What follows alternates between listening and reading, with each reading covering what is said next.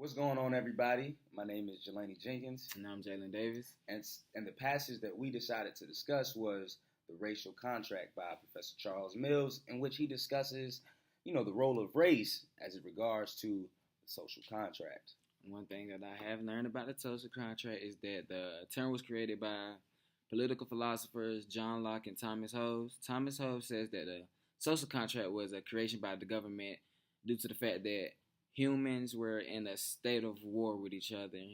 Basically, race and in a state of war with race, and basically every man just lived for themselves. Everybody lived for themselves. Nobody cared about anyone. Um,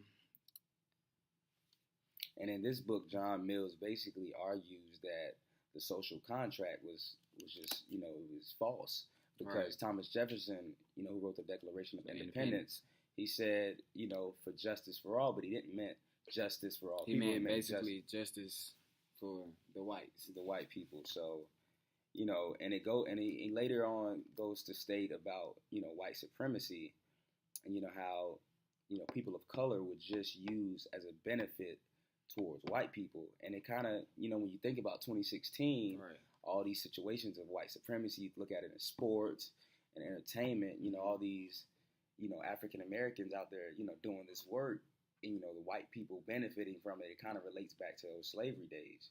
Right. You know what I mean? You have, LeBron James out here making millions and millions of dollars. Serena.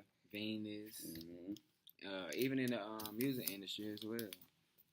Blacks putting in work, and they all say that we're basically animals, but how if we, I understand that we are, but therefore we're important. So at the end of the day, how I feel about this and Mills and what he means, I agree with Mills. That's what I meant to say. Mm-hmm. And later on in the book, he goes on to discuss, he kind of brings a court case, in a Supreme Court case, the Dred Scott versus Sanford, in which the Supreme Court ruled that Americans of African descent, whether free or slave, were not American citizens and could not sue in a federal court. Basically, making his point even stronger and basically saying, the world is divided with people who matter, And which is white people, and blacks, people who don't matter, who are people of color. Right. And, that's going to conclude our discussion of The Racial Contract by Charles Mills. My name is Jelani Jenkins. And I'm Jalen Davis. You guys have a wonderful day.